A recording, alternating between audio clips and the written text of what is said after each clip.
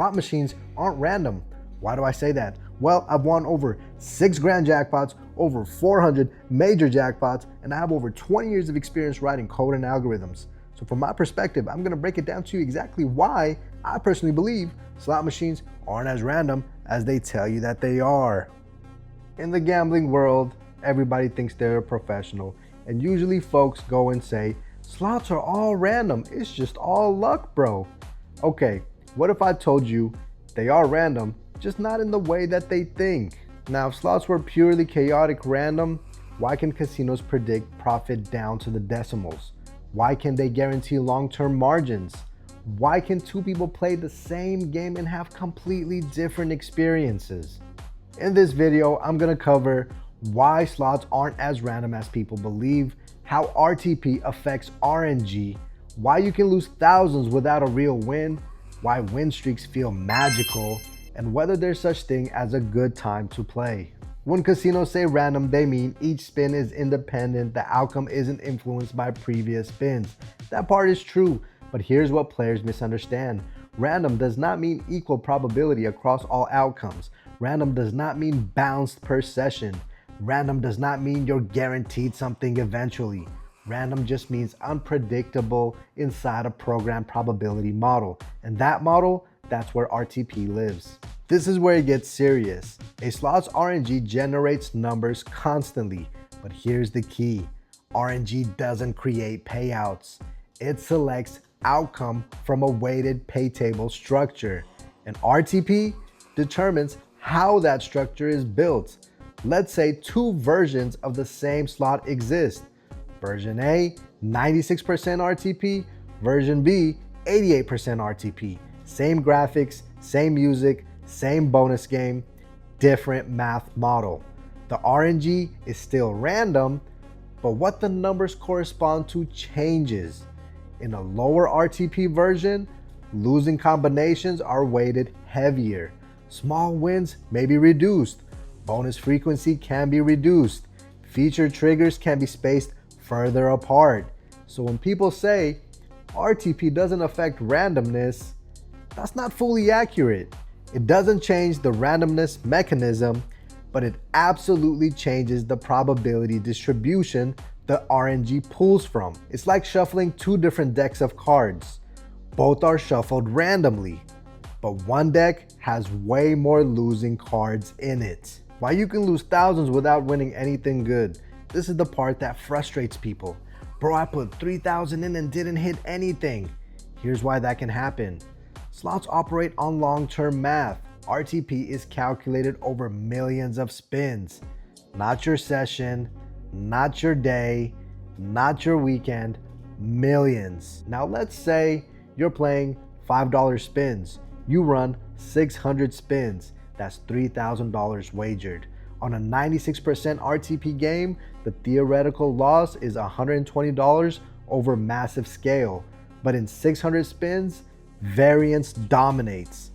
If the game has low hit frequency, high volatility, rare bonus triggers, you can absolutely run into extended losing sequences because of random distribution clusters. Losses cluster, wins cluster. Random doesn't mean evenly spaced. This is called variance. And variance, it's brutal. Now let's go ahead and flip it to the other side. Why do win streaks happen? Why do people hit bonuses after bonuses sometimes? Because randomness clusters. When the RNG lands in a region of the probability distribution where bonus triggers are close together, high-paying combinations are weighted, you experience a heater. Here's the important part. The machine doesn't turn on. It doesn't decide to bless you. You're just experiencing a cluster inside the probability curve. Psychologically, your brain sees patterns, but mathematically, it's distribution variance. So when is the best time to play? Is it better to play at night? Is it better to play after someone loses? Is it better to play when the casino's completely empty? In regulated markets, the RNG runs continuously. It doesn't care about the time of day. It doesn't track how much you've lost. However, here's where the nuance comes in.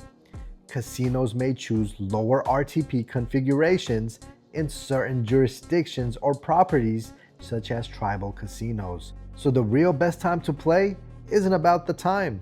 It's about choosing higher RTP games, understanding volatility, managing session length, avoiding emotional tilt.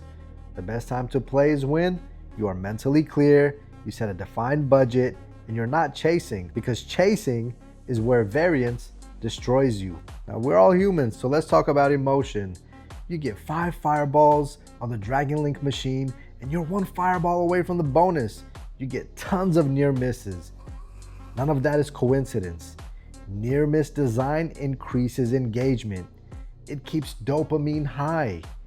The manufacturers know what they are doing, but it does not increase your probability of hitting. The probability is fixed in the math model. And here's the real reason why it feels unfair. Short-term results are volatile. Humans expect balance. Random doesn't behave the way our brains expect it to. The mismatch creates the illusion of manipulation. Patterns exist in slots. Officially, each spin is independent, but probability clustering creates observable streak behavior.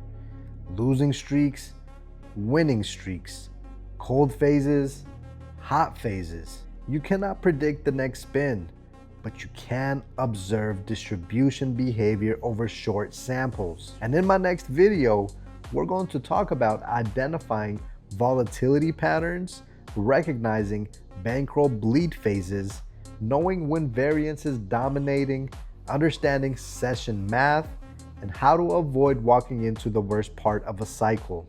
Not predicting outcomes, but understanding statistical momentum. There's a difference. So are slots random? Yes. Are they as random as people think? No. They are mathematically engineered systems where randomness operates inside structured probability. RTP affects the structure. Volatility affects the experience. Variance affects your wallet. And misunderstanding those 3, that's how people go broke. If you want part 2 where we break down pattern awareness and volatility behavior, drop a comment. If this video was helpful to you, please subscribe, give it a thumbs up, and drop a comment on what you want to see next.